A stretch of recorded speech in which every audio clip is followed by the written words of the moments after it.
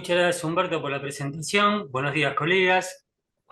Bueno, como complemento de las anteriores exposiciones, vamos a hablar del título 1 del paquete fiscal que ya aprobó la Cámara de Diputados y está en tratamiento en Senado, vinculado vulgarmente a lo que nosotros llamamos moratoria, este título proyecto de régimen de regularización de obligaciones, tanto tributarias como aduaneras, como, y no menos importante, de los recursos de la seguridad social.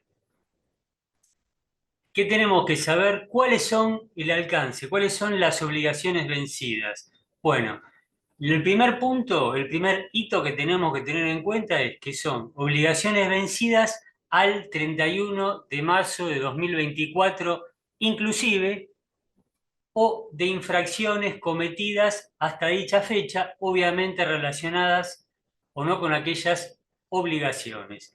Es decir, lo que se puede incorporar son deudas al 31 de marzo del 2024. ¿Cuál es la vigencia si se llega a aprobar este proyecto de ley? Bueno, muy rápido, a partir del día siguiente al de su publicación en el boletín oficial. Acogimiento. Esto es muy importante porque acá ya tenemos que empezar a manejar fechas topes para su eventual incorporación. ¿Cuál es la ventana que se abre? Desde la fecha de vigencia de la reglamentación que dicte la AFIP y hasta 150 días corridos, no hábiles, desde aquella fecha. Y acá lo que tenemos que empezar a pelotear es, asumiendo que la ley sea publicada el 30 de mayo en el boletín oficial y que empiece a regir, por ejemplo, el 31 de mayo, y asumiendo que la AFIP el 15 de junio ya dicte la reglamentación, bueno, tenemos que ver el segundo hito.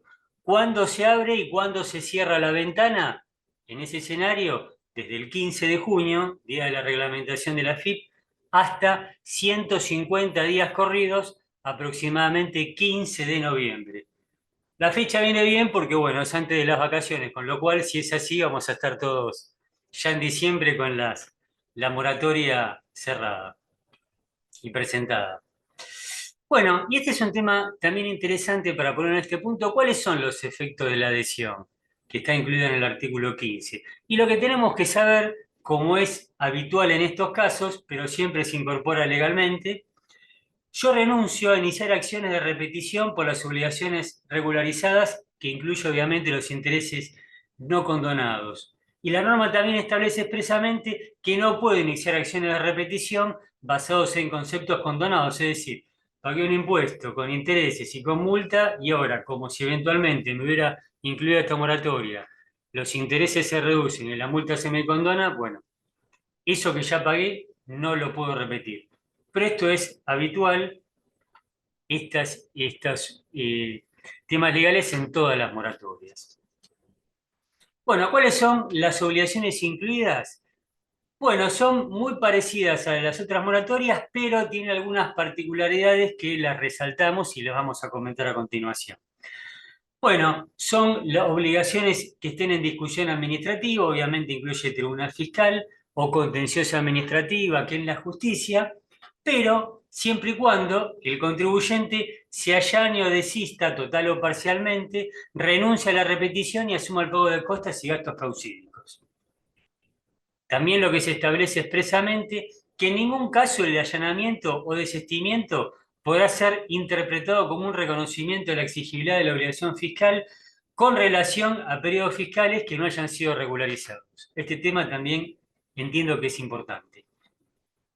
¿Cuáles son otras obligaciones? Bueno, obligaciones prescriptas con denuncia penal tributaria o penal económica. Esto lo resaltamos porque en las anteriores moratorias se discutió mucho y no se incorporó. Es el aporte solidario extraordinario, el aporte de emergencia. Bueno, en esta moratoria, para aquellos que no lo hayan tributado, se puede incorporar. Agentes de retención y percepción, pero fíjese qué amplitud que tiene esta moratoria. Ya sea como agente de retención y percepción, que no hice la retención o que la hice y no la ingresé, es decir, me quedé con plata de un tercero. Bueno, también es una obligación incluida. Y agente de recaudación por las no efectuadas y por las efectuadas y no ingresadas. Bueno, y esto lo resaltamos.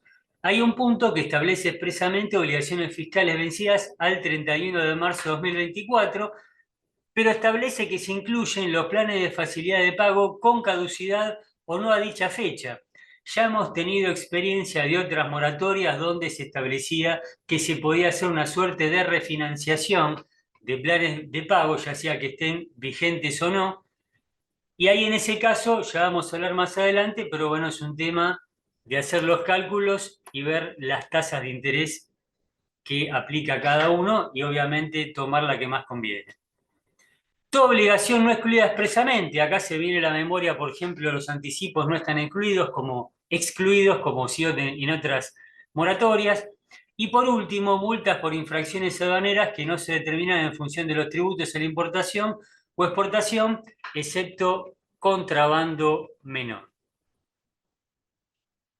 Obligaciones excluidas. Bueno, acá no hay muchas novedades, son obras sociales, cuotas de RT, contribución de servicio doméstico de casas particulares, cotizaciones monotributos, seguro de vida obligatorio, aportes y contribuciones Renatea y Renatre, tributos y multas, infracciones, régimen de equipaje y obviamente como complemento todos los intereses y multas de los conceptos precedentes.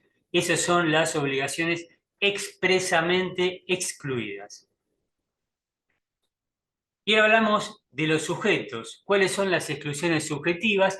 Y acá hubo un pequeño cambio del proyecto que se intentó aprobar en enero en la ley base, que bueno, como todos sabemos, no llegó a buen puerto y por eso justamente ahora se está discutiendo la ley base por un lado y el paquete fiscal por otro, como leyes independientes. Pero respecto a las exclusiones subjetivas incluidas en el artículo cuarto, son los declarados en quiebra, salvo continuidad de explotación, y después, los condenados por delitos, régimen penal tributario o aduaneros, los condenados por delitos comunes con conexión obligatoria tributaria sobre terceros, y las personas jurídicas en las que sus representantes hayan sido condenados por delitos aduaneros o penal tributario o delitos comunes con conexión de obligaciones tributarias o la de terceros, en consonancia con los dos párrafos anteriores que mencionamos. En los tres casos, y esta es la diferencia que resaltamos respecto del proyecto que se intentó aprobar en enero, es sujetos con condena confirmada en segunda instancia con anterioridad a la vigencia de la ley.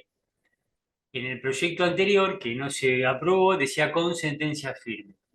Ahora eso lo resaltamos, es con condena confirmada en segunda instancia. Y por último, no se pueden incorporar los agentes de retención y percepción siempre y cuando tengan auto de procesamiento firme y elevada la causa a juicio oral. ¿Cuáles son los efectos penales del acogimiento? Suspensión o interrupción.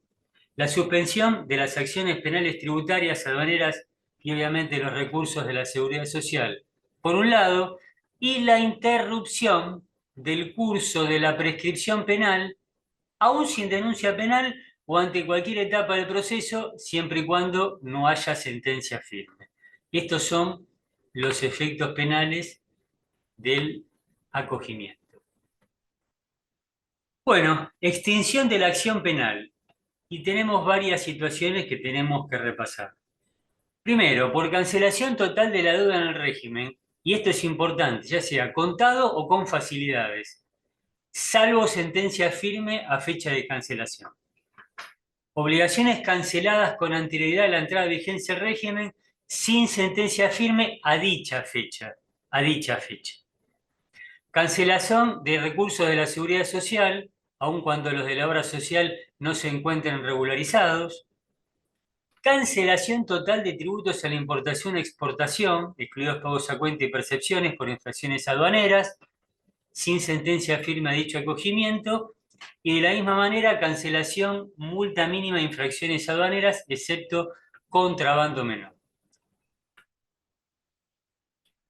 Bueno, y acá ya entramos en temas más comunes, efectos de la caducidad del plan de pagos. Bueno, se reanuda obviamente la acción penal, se habilita la FIP para formular la denuncia en caso de no haberla hecho oportunamente y comienza el cómputo de la prescripción. Esto es siempre y cuando no haya pago de contado o hice un plan de pagos, no cumplo, incumplo y caduca. Estos son los efectos. Forma de cancelación de obligaciones. Y bueno, empezamos la charla diciendo que cada moratoria es distinta, cada moratoria parecen todas iguales, pero bueno, tienen su diferente particularidad. Bueno, esta tiene también una propia que no se permite compensar, acá todo se cancela con plata, con dinero, con lo cual la única forma de cancelación de las obligaciones es pagando de contado o con planes de facilidad de pago, que ya vamos a ver cuáles son las particularidades. Y lo resaltamos, no se permite la compensación como si se permitió en anteriores y recientes moratorias, como todos podemos recordar. ¿Cuáles son los beneficios? Bueno, los beneficios son los siguientes. Tenemos el beneficio de condonación de multa en todos los casos que me incorpore, ya sea plan de pago de contado o en plan de cuotas. Y acá el tema es el plazo y la modalidad, porque tiene diferente porcentaje de condonación, tanto de intereses resarcitorios como de punitorios. Por ejemplo, si yo me incorporo al régimen dentro de los primeros 30 días de vigencia de la reglamentación, es decir, recordando lo que dijimos al inicio, vamos a suponer que la ley entra en vigencia el 31 de mayo.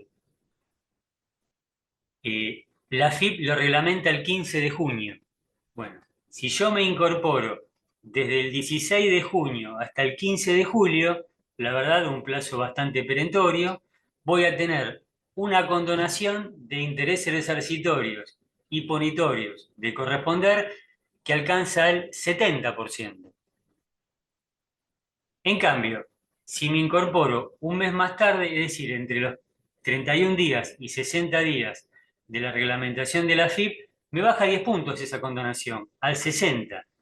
Y por último, si me incorporo entre los 61 días y 90 días de la fecha de reglamentación de la FIP, me vuelve a bajar 10 puntos más, 50% de condonación. Con lo cual, la verdad, lo que nos interesa y tenemos que tratar de incorporarlo es en el primer mes, porque si no me estoy perdiendo bastante beneficio. Y acá lo resaltamos porque en estos tres casos se debe regularizar la totalidad de la deuda por pago de contado, y esto es muy importante y es nuevo, no estaba en el proyecto que se intentó aprobar en enero.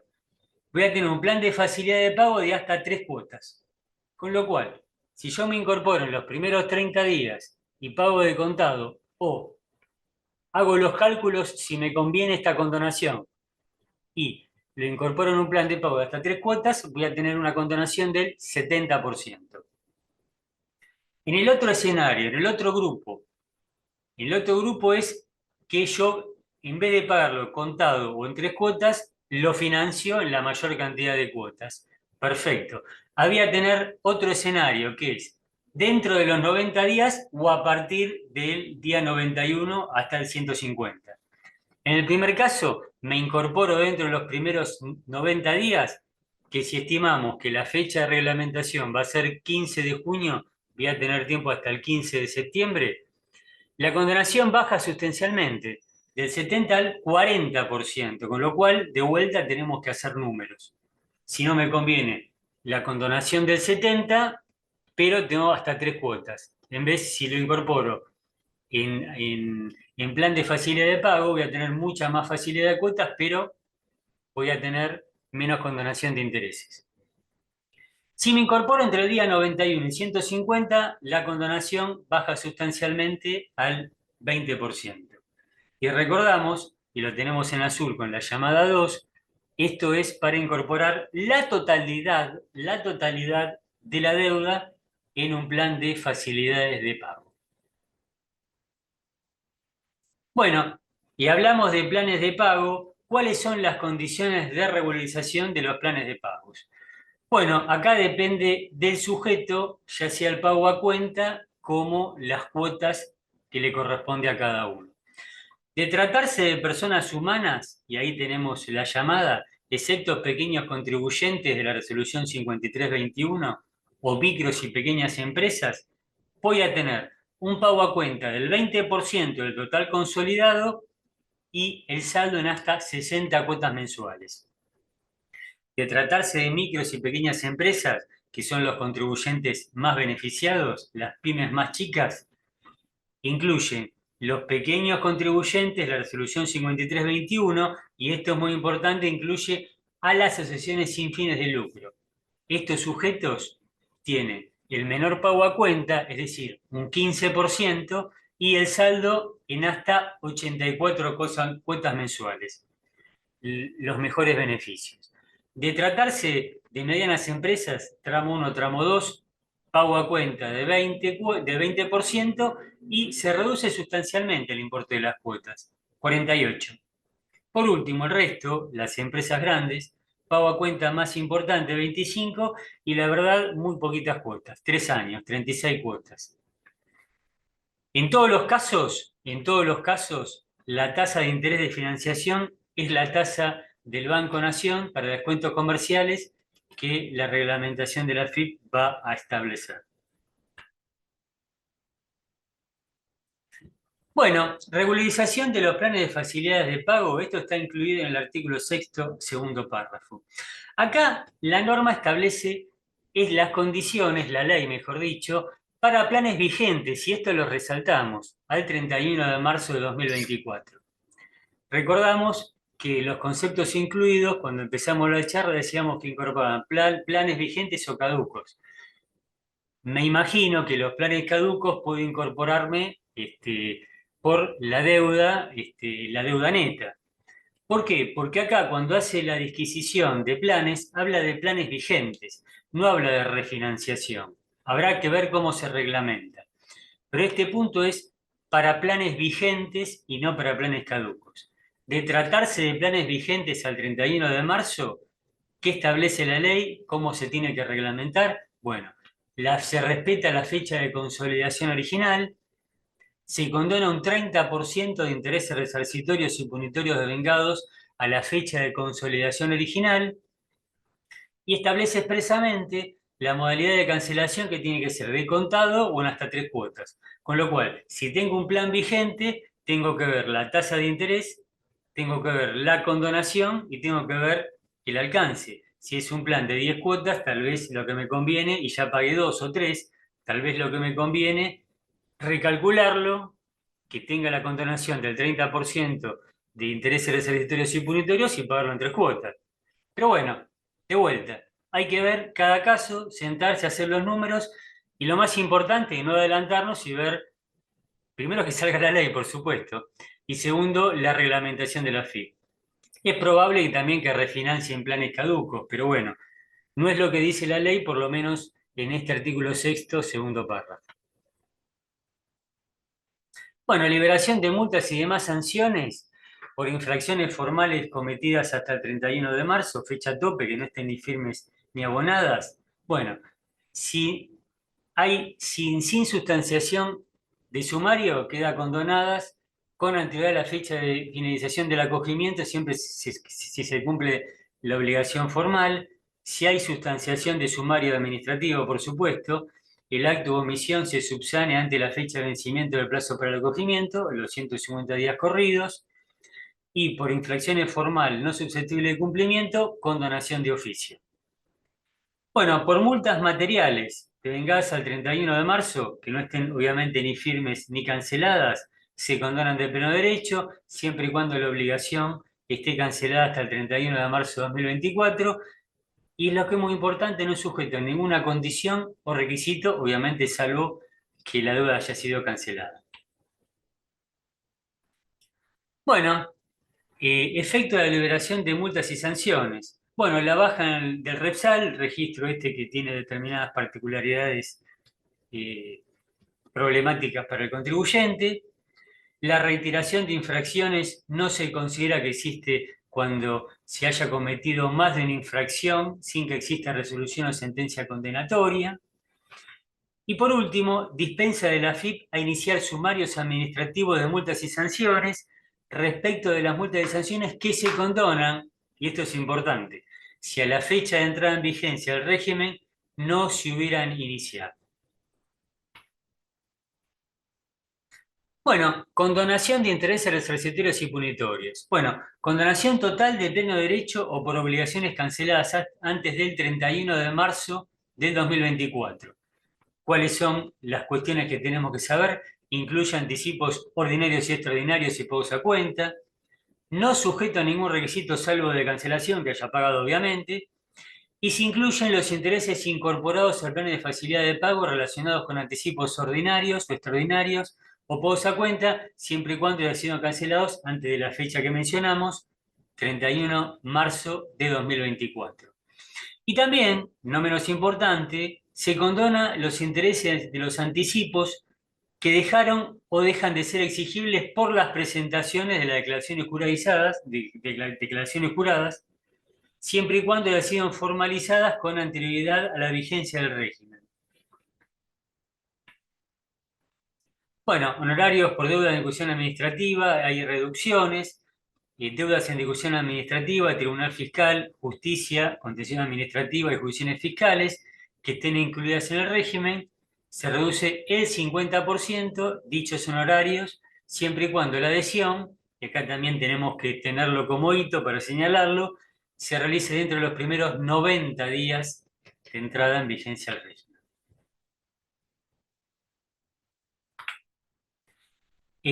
Bueno, imposibilidad de reintegro o repetición por importes ingresados por intereses, ingresados antes del 31 de marzo de 2024, y también con motivo de adhesión al plan, obligaciones regularizadas, que incluye los intereses resarcitorios y punitorios no condonados, y por las obligaciones condonadas, con lo cual lo que pagué y ahora se condona no está sujeto a reintegro. Responsables solidarios. Bueno, en este caso podrán adherir al régimen con o sin reclamo contra ellos, de la deuda obviamente del deudor principal, y las particularidades es que tienen que hacer una presentación independiente del contribuyente, que es obviamente el deudor principal, tienen que identificarlo, y esta particularidad es que no rige la obligatoriedad de presentar declaración jurada, aun cuando el deudor principal no lo hubiera presentado. Bueno, el decaimiento de beneficios acordados por regímenes promocionales que conceden beneficios fiscales no pueden ser rehabilitados por acogimiento del régimen, con lo cual si tengo una promoción especial no puedo regularizarla a través de este régimen.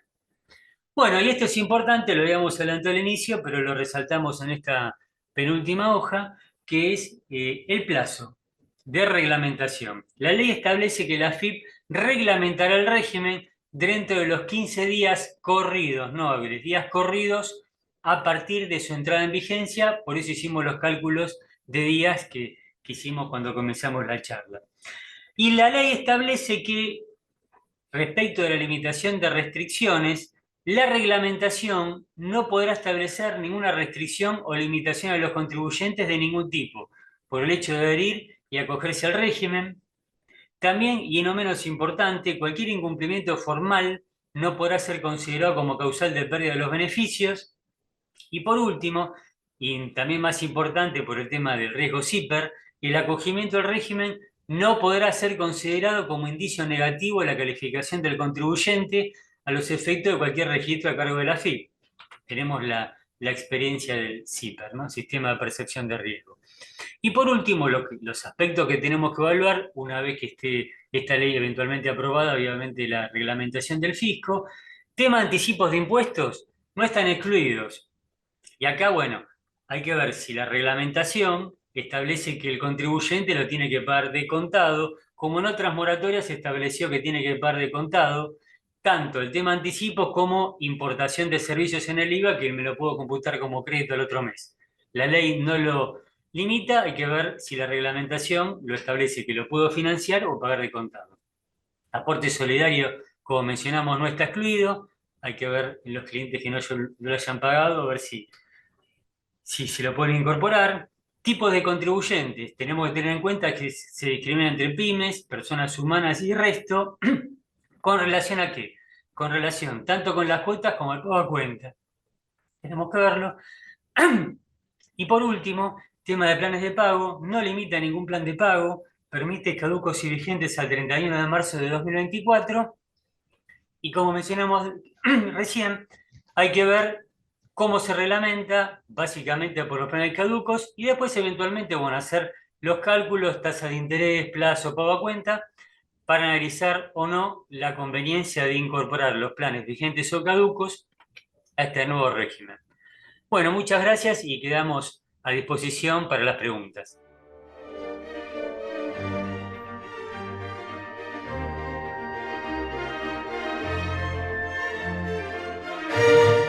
Gracias, Humberto. Bueno, acá tenemos preguntas de los conceptos que se pueden incluir o no en la moratoria, en el proyecto de moratoria. Y básicamente nos preguntan algo tan fácil como el monotributo, pero bueno, todo tiene su vuelta. El tema de monotributo, el concepto que está excluido en el artículo cuarto, inciso D, dice textualmente las cotizaciones correspondientes a los sujetos adheridos al régimen simplificado. Y ahí lo que tenemos que ver, cómo se compone la cuota de monotributo.